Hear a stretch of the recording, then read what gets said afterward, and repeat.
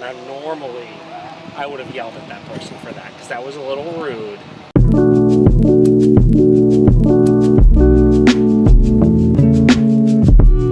Yeah, so I'm having problems along the fence line still with Loki and Little Man in particular. Was there a neighbor dog or something? So, well, they just adopted 2 dogs, and my parents are in Florida right now, and they have 4 dogs. Yeah. So it's been kind of quiet, but since they got the new dogs, we've been having some issues again.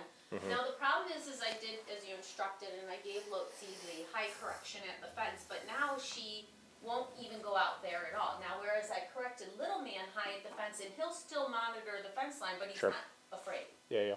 Well, so now every time those dogs come out, she freaks out and comes back the door and starts scratching on it. Yep. So an equally inappropriate response, which we would need to correct for as well, right? Listen, here's the thing.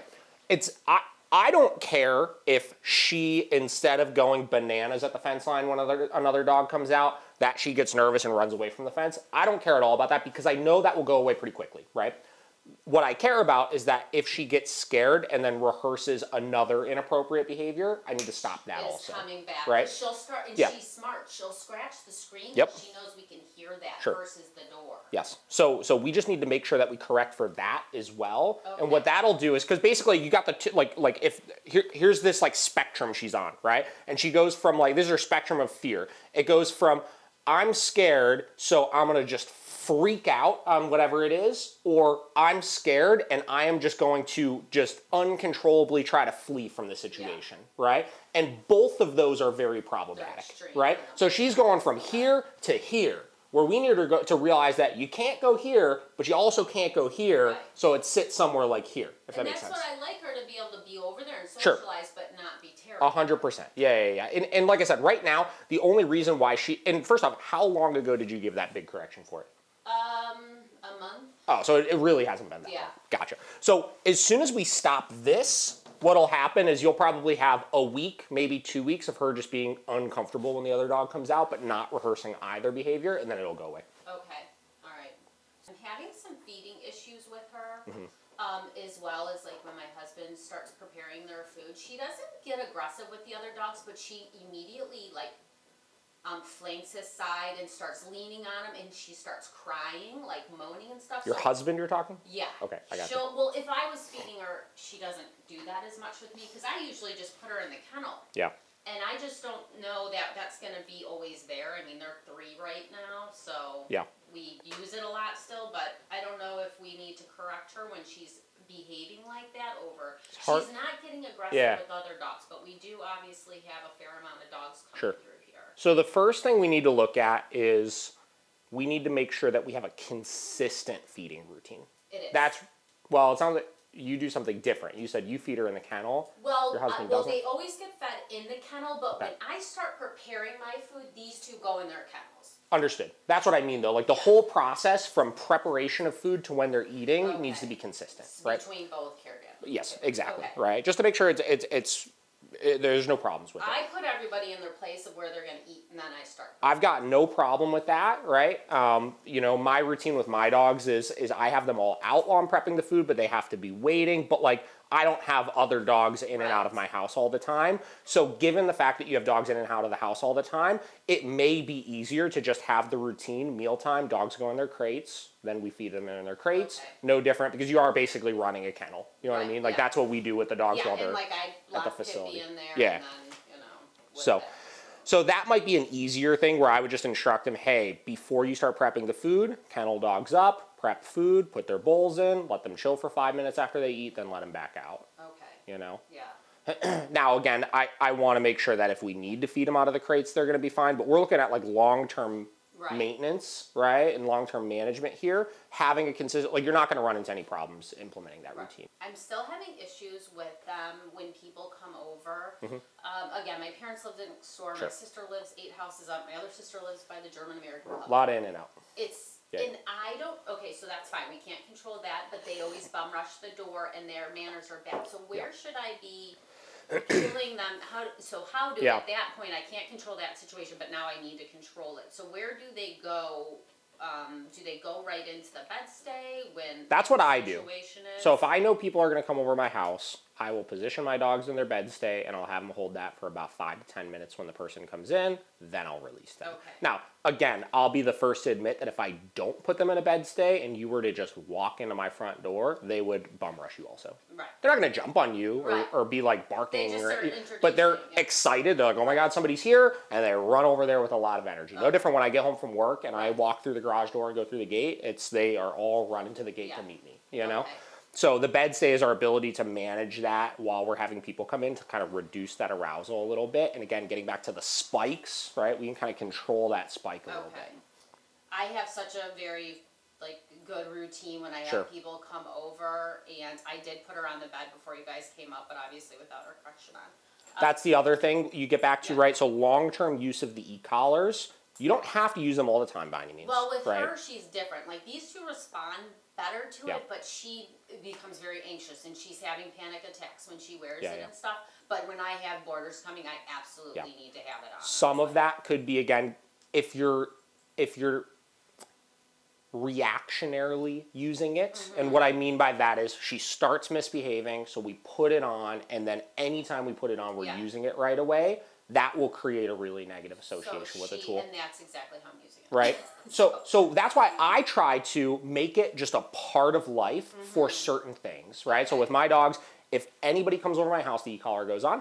If we go off leash anywhere, the e-collar goes on, and if we go for like a walk or anywhere public, the e-collar goes on. So those two scenarios are, but that other one. And because I always put it on in those situations, getting back to like with her and how she's a little fearful of the fence line, right? What you'll find with her is, let's say you immediately starting today, if somebody's coming over the house, e-collar goes on, like you put it on 30 minutes before they get there or something like that, you'll find for maybe 2 weeks, 3 weeks, when you put it on, she's still going to kind of freak out. I don't like this, I don't like this. But then she'll start realizing that you don't need to use it that much. Right. It's just going on, and it's predicting fun things. E-collar comes on, people are coming over, and sometimes people that she likes, that she's going to be getting interaction from and stuff like that, and it'll, over the course of a couple of weeks, like desensitize her negative association to the tool. Yeah, it just creates a negative association with it because the only association she has with it is it goes on, we use it. It goes on, we use it. Yeah, right? That is exactly. And you could even go a step further where to help reverse that is you could for a week have it on her all day. Right. Right? Because she's not going to be in a panic state of mind for 3 days straight, like 24/7. You know what I mean? That's a good idea. At a certain point, she's going to realize it's just on and nothing's happening. My routine is still the same. And that's probably a good idea because then it will desensitize her. Bingo. When, like spring break's coming up and things Bingo, are gonna bingo, get- bingo. I think I just really don't know how to continuing education on them. Yeah. I think that's my problem. Like I'm just. Yeah, I understand. So one thing right off the rip I would do, getting back to what we just talked about with the e-collar, is you need to just like hit the hard reset button right now and say for 2 weeks, all of them are just going to wear the e-collar all the time. Right? Because all of this stuff, right, like even though he knows what cum is, like what incentive is he going to have to do it if he only gets corrected once every 3 weeks for something? You know what I mean? Or whatever, hypothetically, right? Absolutely. He's obviously going to continue doing the things that he's always done. Right. So positioning yourself to address everything for a couple of weeks as it comes up will just help get them back into a balanced state and just even everything out. And then from there, you could get back into maintenance of stuff, which is, again, e-collar goes on in the big situations where we really need it. People coming over, going off leash anywhere, going anywhere public, right?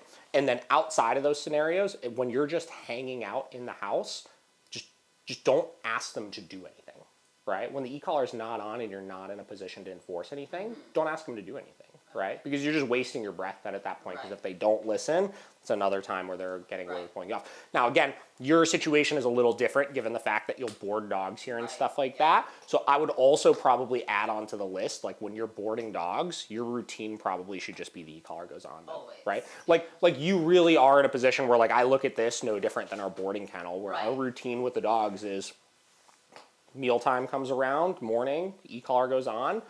You know, we rotate it halfway through the day so that it doesn't cause irritation on the neck or anything. And then evening time before bed, it comes off, right? And that's what we do with the dogs every single day while they're in our care, because there's just too many variables that are going to happen throughout the day where I may need to ask them to do something incorrect. Where in my case, if I'm off all day and we're hanging out at the house, there's nothing unpredictable that's really going to happen where I need to worry about being in a position to enforce something. I want to see you put them into a bed stay however you typically would when people are coming over. That's fine. Loki bed. Little man bed. And we'll let them all just kind of figure this out for this first repetition here.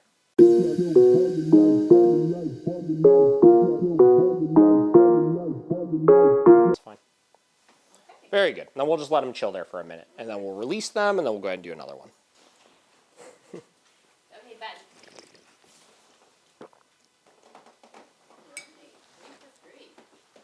Nice. That's what I want to see. Yeah, great. Okay, so now we're going to have them hold that for a minute. We're still not going to do anything with the e-collar, but I'm going to walk in and out of the front door. If one of them gets off, just say no, and then go put them back on. Okay. That's it.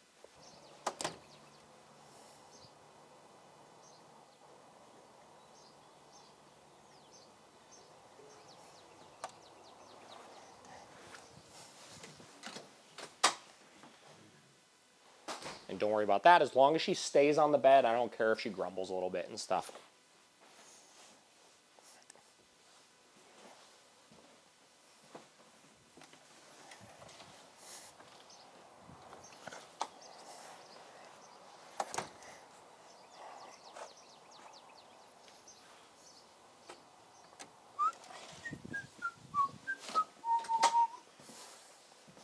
Good job. Look at you guys. You got that whole bed to yourself, dude. Take them off, put them back on, and then we're going to do that again, but I'm going to add in like knocking on the door and stuff. That's exactly was our routine. As soon as people, she'd know. She'd start getting anxious. Loki bed.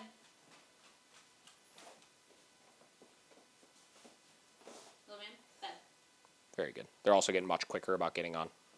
You tell they're starting to understand. Hello? Hello?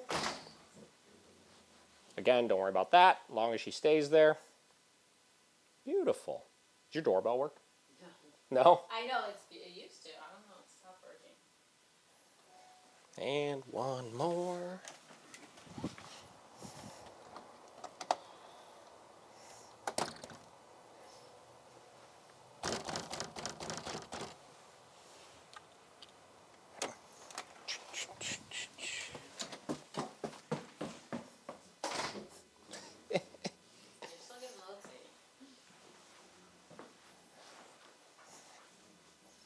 Hi, dogs. You guys are doing so good, holding your bed stays. All right, go ahead and release them. Okay, guys, come on. Come on, Pip. Pippy, let's go. Pippy, come. Good girl. Not too shabby. Good. That looks pretty good. Yeah. You just got to start making that the routine 100% of the time when people come over. That's what you do. Now, again, we didn't really do anything with the e-collars right now because I am trying to keep it a little easier on them since they don't really wear them that much. I don't want to be super firm on them. But if you're running into a lot of situations where you're telling them no and trying to put them on and they're not listening, you do need to obviously back it up with a correction. Now, what I want you to do is we're going to keep the doors open, but I want you to get them all situated into their spots in here. Okay. Doesn't matter. Pippy, come. Loki, no. Bed. Here she's coming. Pippy, bed. So this is just a consistency thing, right? She'll hold that. She just held a bed stay perfect. There's nothing different about this. It's just a matter of you holding them to that criteria. Yeah. Okay, now have them hold that and go ahead and walk away. And if any of them get out of position, tell them no and take them back. Pippy, no. Bed. And literally when I put her food on this rug, I call it bed. So that's fine. Yeah, no. It's totally fine. Oh, tell her no again. Pippy, no. Bed. Pippy, bed.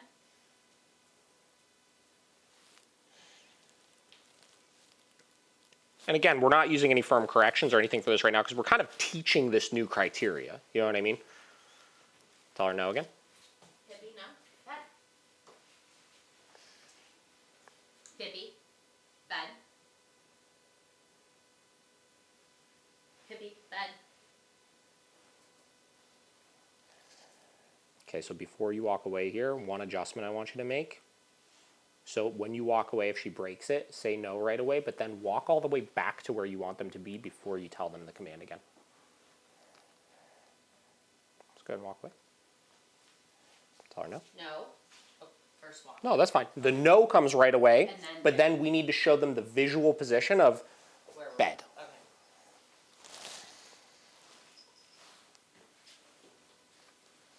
Much. Much better. And we're just gonna let them chill there for a minute. I wanna see her settle into that a little bit more. And then we'll do the same thing where we release them and then put them back in again. And then give them a second, and then you're gonna do that again where you individually put each one into their spot. But same deal, wait to give the command until you're next to it. So go up to here, tell them bed, go up to here, tell her bed, go to here, tell her bed. One extra thing I want you to do, focus on one dog at a time and wait until they stabilize before you move on to the next. So what I mean by that, when you said bed, he was going in and you were walking away. So wait until he's settled, okay, move on to the next, give her the command, and then wait until she fully does it before you put her attention to her. Little man, bed. There you go. Lotsy, bed. She's coming. Wait for stability with her. There you go. And then just tell her bed, even though she's there. Bed. That's just good. Hey, there we go. That was much better that time. So this is great. I can have two different Oh, places yeah. when people come in. Definitely. So you have them coming in for different reasons. You just got to practice this, right? Don't wait until it's like real life happening. Like work on this a little bit, you know, every day for the next week. But again, this is a knock. Yeah. Like nobody's gonna walk Sure. into my front door Yeah, unless they knock like you guys did, and then this is walking in. So when they walk in and they're getting bum rushed, I just get everybody. All right, so same deal. We're going to add some distractions in now. So I'm going to go walk in and out of the garage a couple times. And same deal, if any of them break it, tell them no and take them back. Okay.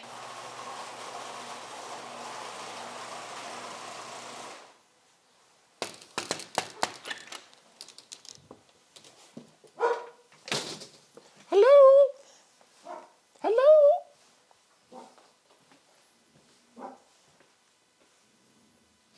I'll take it. Cool beans. Looks good. That's something really good to start working on with them. I want you to implement that for a little bit here. See how that goes for a week or so.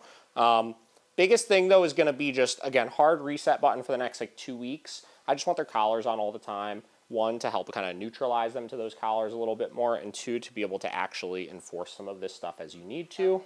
You're gonna run into situations as you do this like in real life where you're telling her bed and she's over there barking at the door or something, and you do need to actually give a correction for it. That's fine, obviously.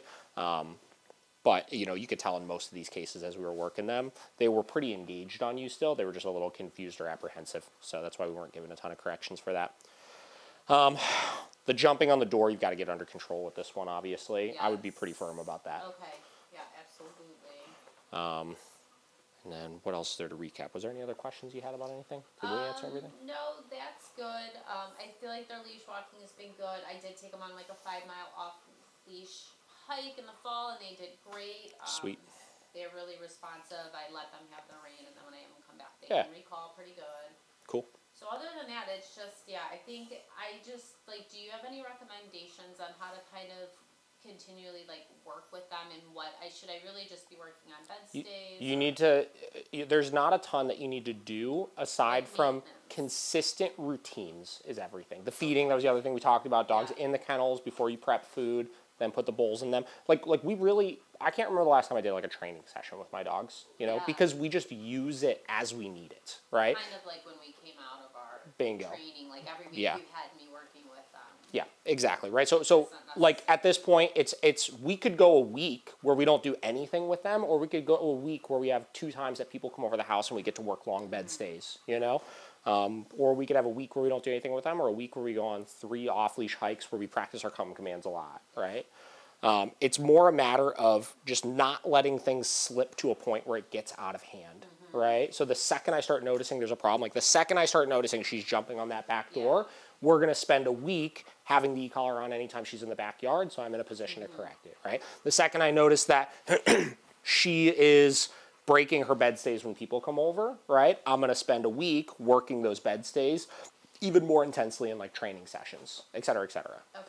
Right. So now, if you guys were to like redo this morning, and she was in a bed stay, but her hackles were up and she's growling, like, that's. If she's whatever. on the bed, She's on the I don't bed care. and in control, essentially. Yeah, she is in control because even though she's concerned, so that's what she's saying. She's saying, I'm concerned that there's somebody here right now, but 50% of my brain is focused on this bed because mom told me to. And as we continue to implement that routine, you'll notice that reactivity get less and less and less because she knows, one, nobody's messing with her, and two, she's got a job she's got to focus on right now. Okay, so that kind of helps her mind work. Yeah, She's exactly. being anxious about who's coming in. Yeah. Okay. Yeah, that's the benefit of the bed stay when people come in with a dog like her, is that it helps just get them focused on something else. Yeah, definitely. So, and again, it creates predictability, right? If you do this every time somebody comes over, it's an easy routine that she just knows, this is what I do. Okay, got it, yeah. And then I'll work on, family there, people here, and...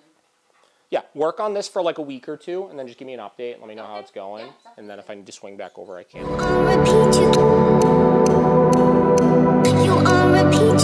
Loki, come! Alright, so we'll take him for a little stroll here. So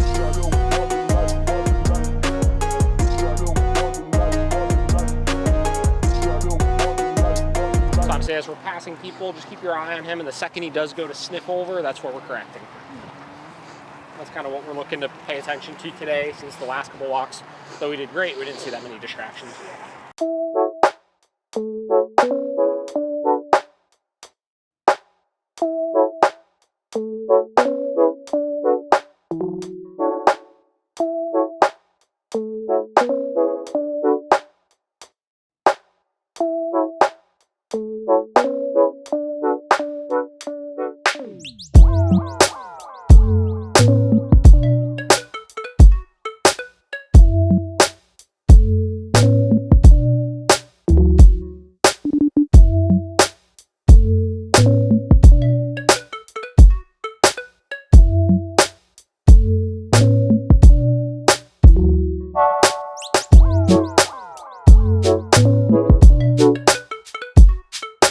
So 2 corrections at the beginning, been an angel since. That's kind of what, I would say that's pretty normal. Yeah. For your next little bit, when you go for your walks, you'll probably need to correct them once or twice. Just make sure it's high enough. We're still at about a 90 right now. This is what I wanted to test, is as we change the environment again and add different distractions, that it wasn't all gonna fall apart, which it did not. So this is fantastic. Oh yeah. First one's always a mess in the environment he's used to being a mess in. Yeah. Now, when you say you were discouraged, what went wrong with it? He just lunged. Sure. At a person. No. Now, the big thing I always tell everybody is you know he does that, right? Yeah. So the expectation I always tell everybody is where people get discouraged is when they go into those situations where the dog typically acts a certain way, and they're surprised when the dog acts that way, as opposed to the right mindset is we go into that situation knowing he acts that way, expecting him to act that way, but feeling confident that we know how to correct it when he does, right? So that's just a mindset thing more than anything. Let's go ahead and pull off to the side and do a sit.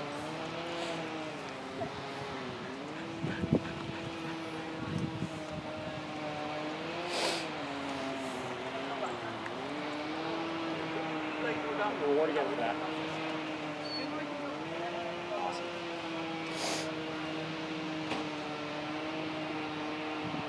And we'll have him hold this for one more minute. We'll see where these people with the stroller are going. Ooh. A couple people coming up from behind too.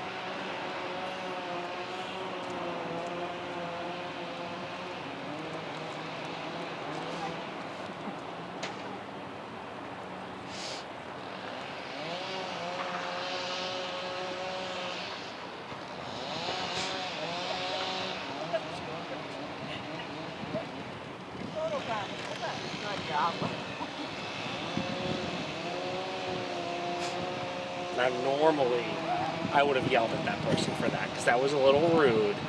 But I wanted to see how he was going to do with it, and he did pretty well.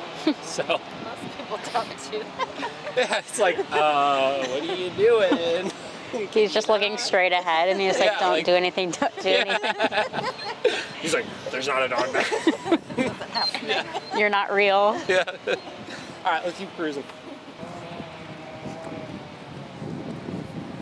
All right, let's get our photo op here. So I want you to put him into a sit stay in front of the sign.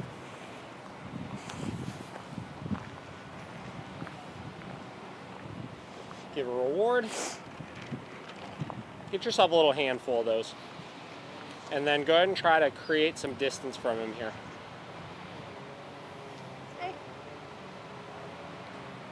And then, just like we were running these training drills in the facility, whenever you want, mark with good and go back and reward him a couple times.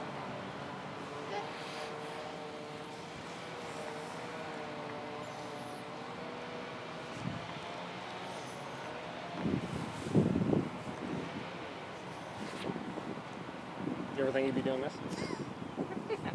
Especially when you go to a new place, don't be shy with the rewards. You know, especially if he's doing as well as he's doing, we really want to reinforce that.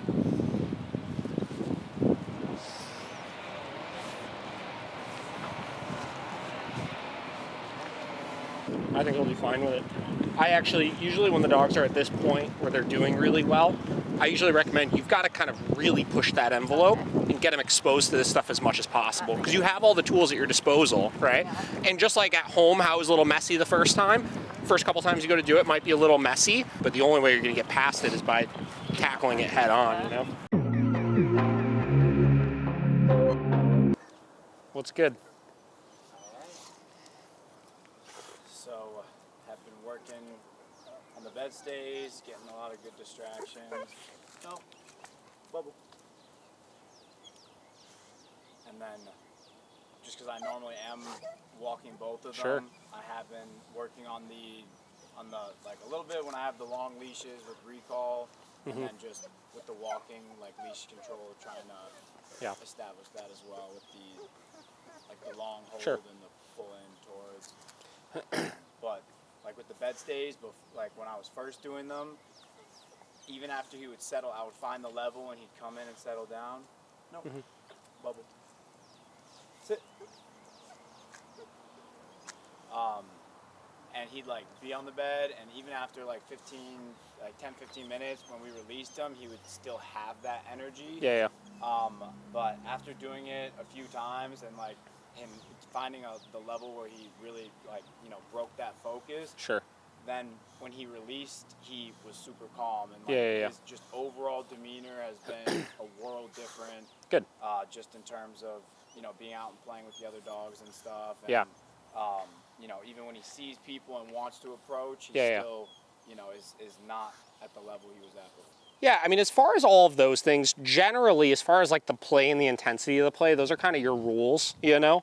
Right. Like my dogs, like they go absolutely psycho bananas, like when they're playing, right? To the point where like from an unsuspecting eye, like it would look like a dog fight is going on, you know what I mean?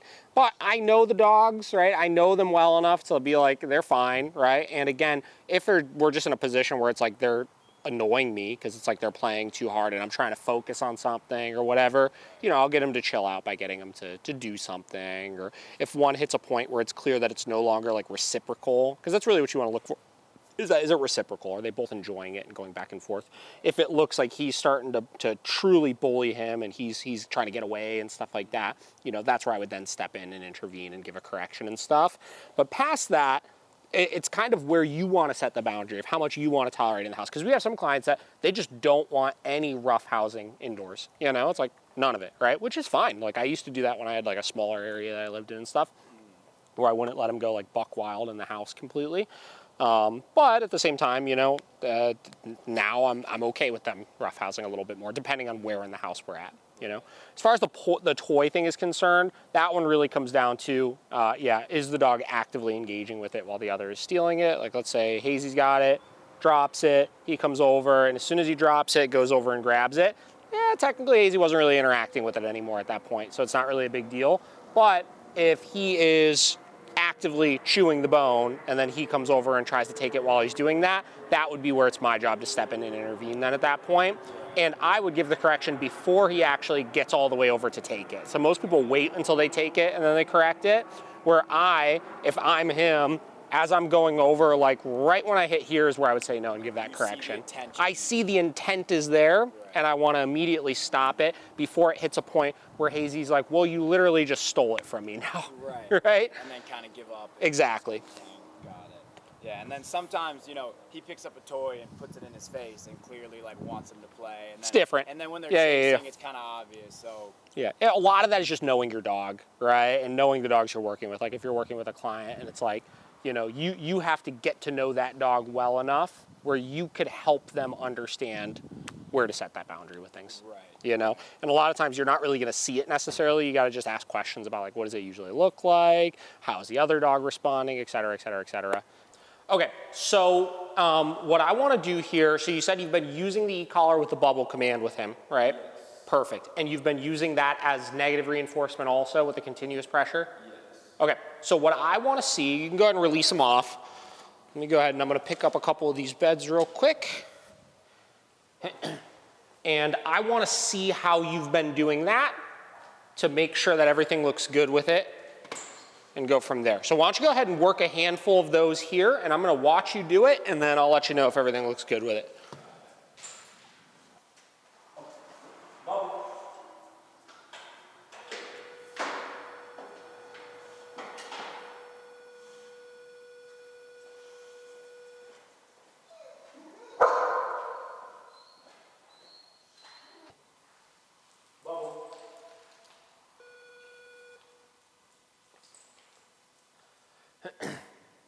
All right, so what are you reinforcing with the e-collar right now? For him, reinforcing him coming in within slap leash range, right? Okay. Imagining the leash, like if I was holding the leash. Sure, yeah. The reason why I asked that is because the first time you needed to use it over there, you held it until he truly was in your bubble. Right there, you held it just until he turned towards you. Yeah, so I guess once sometimes like he'll kind of walk toward me, but sure. Until I'm positive that he's coming to me. Yeah. Because sometimes he'll kind of like walk off, like sure. Look at me and Yeah, I understand. So this is good, and this is why I wanted to watch you do this, so we can kind of talk about some of these things. So the recall is a funny one, right? Because there's a lot of different ways you can go about teaching it. It just kind of depends on the dog you're working with and the criteria you have of the dog. So some people will train it where we're using continuous pressure literally until the dog is next to you, right? Which if you're working with a dog that has very little food drive, if you're working with a dog that's totally green with it, that is, in my opinion, the most clear way, right? Because really, my expectation is that the dog is next to me. It's not that they're 40 feet away but looking at me, or it's not that they're moving in my direction, it's that they're next to me. That's the expectation of the command, right? Some people will, with the negative reinforcement, release at commitment. So when the dog is moving in your direction, and essentially the reward that they're giving to the dog, so we say come, we say bubble, whatever, right? We engage the e-collar. If they don't do it, they turn to come to us. We release because we're saying they're on the way. They're committed to doing it, right? And if the dog is food motivated, that food reward will guarantee they're going to get the rest of the way to you, right? There's advantages and disadvantages to both of them, right? I think that generally speaking, given that our criteria and this command we use for our walking and stuff like that, I think it's a little more clear to release when the dog is next to us, right? So do a couple more of these, but if you need to use the e-collar, have that shut off the second the dog gets next to you, as opposed to sometimes when they're moving, sometimes when they're in a leash length, et cetera, right?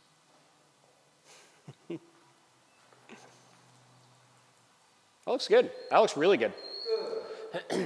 Okay, so one more thing here. So obviously this looks good, right? You've done a good job with this. You're implementing it fine. A little bit of an adjustment to a little bit more consistency with where you're releasing the button, obviously, but generally you did a good job of teaching that. Now, one thing to keep in mind, right? So you have a good relationship with this dog, so you could get away with doing things a little different than you would if you were working with a dog you didn't have a relationship with. Generally speaking, when you're using negative reinforcement, you want to make sure that you're in a position to give help if you need to, right? And given that you jumped right in with your leash dragging, if, like in a situation like when he was focused on Kevin when he was walking in, he didn't come and we needed to continue amping that level up, and then he got confused, we weren't really in a position to successfully assist him through that, right? So let's trade dogs real quick. Thank you. I'll take the e-collar remote.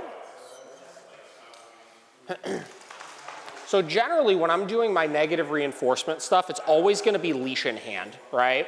And until I'm like pretty much 100% solid in my dog's reliability with that command, I'm not gonna go to fade to giving the command without that leash in hand, right? When I would switch to giving the command without leash in hand is when I would switch to enforcing these with positive punishment, because I'm going into it with the expectation that like he truly knows it then at that point, right? What I want to do is I'm going to work a couple bubble commands with him, especially with the distraction present, so you can kind of see as he's distracted with a new person what that timing is going to look like with some of those things. So I'll start at about a 5 or so. Bubble.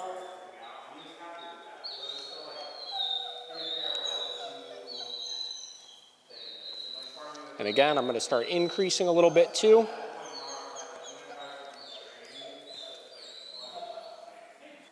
Okay, and this is where we're seeing, because we have the extra distraction, where that level is going to start going up. Bubble.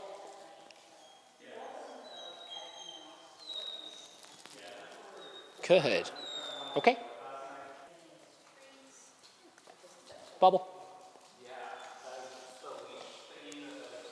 Okay.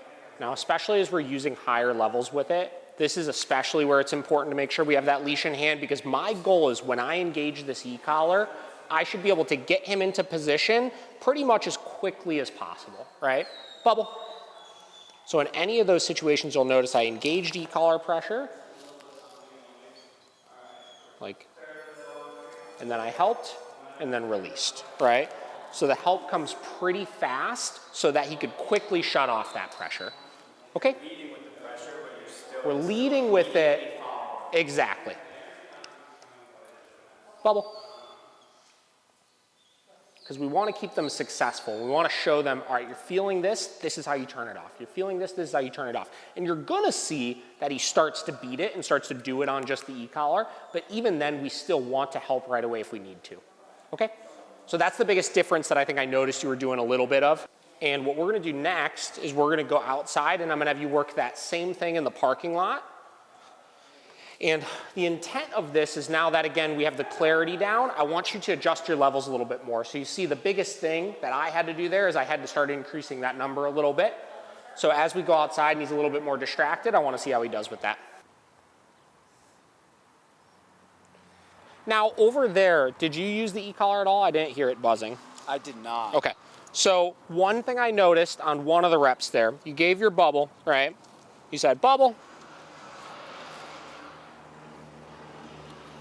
And then he clearly wasn't doing it, and I could tell you were about to engage it, but what happened was before you engaged it, you did this, and that cued him to fix himself, where that would have been an opportunity I would have given it. Because what we need to see, he's doing it, but he's still kind of loose, you know what I mean? So we need to really capitalize on some of those little opportunities to set that boundary. What that also means is I'm gonna start being a little bit quicker about engaging the e-collar if he's like lollygagging around, right? So I'm gonna do a few of those and see if I can show you. Bubble. Good.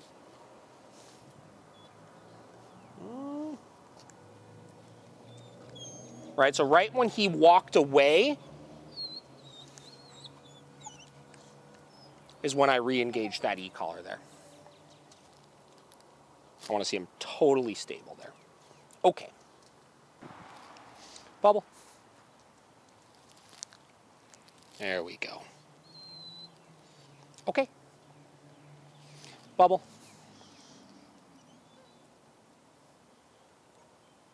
Good. Bubble.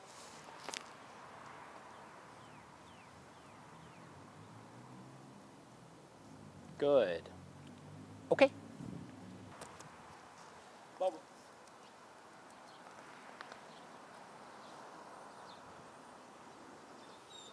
Good. 2 more.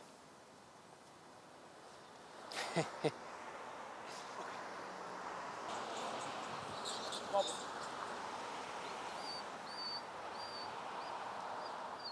There you go. Good. All right, let's take him back over here real quick. Biggest thing today is going to be a couple things, right? So thing number 1, keeping in mind, 1, a consistent release for your pressure when you're working any command, whatever it may be, right? Thing number 2, anytime you're using the negative reinforcement, being in a position to quickly help after you engage it. And then 3, as we increase distractions, your timing as far as increasing your level needs to go up quite a bit, right? Generally, just like you've done the last week or so, we want to make sure that when we're starting off with a continuous pressure, I know, you're very whiny. As we're starting off with a continuous pressure, we want to make sure we're taking it low and slow with things. But as you start getting into those distractions, that is going to be 100% a level issue, right? Especially if you're noticing in one environment, the dog does it so well. Like he did really, really good with it in here. And he did really good even with the distraction in here when we started increasing the level. But outside, he's just still kind of a space cadet with it, right? That's a tried and true sign that your level is simply just too low, right? So what I would like to see you work on a lot with him is going to be still implementing the negative reinforcement, but doing it with the bubble and doing it out in new environments. And I want to see him looking just as good outside as he did inside with it, right? And you can still use your rewards for it. That's obviously totally fine. But a lot of this is going to come down to you really starting to increase that level a little bit. So do that for a little bit. You got something else now to work on for a couple of weeks, and then we'll touch base in a week or so on that.